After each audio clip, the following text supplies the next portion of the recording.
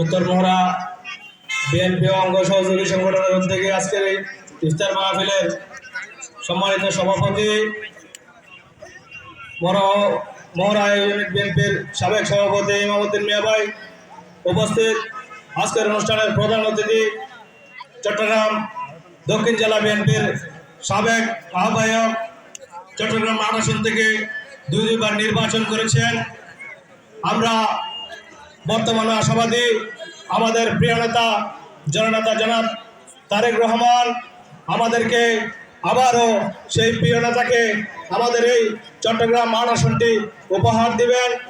আমরা জননেতা তারেক রহমানকে আমাদের চট্টগ্রাম আসনটি আমরা আলহাজ আবু সুফিয়ান ভাইকে উপহার দিব। আজকের অনুষ্ঠানের প্রধান বক্তা আমাদের মহড়া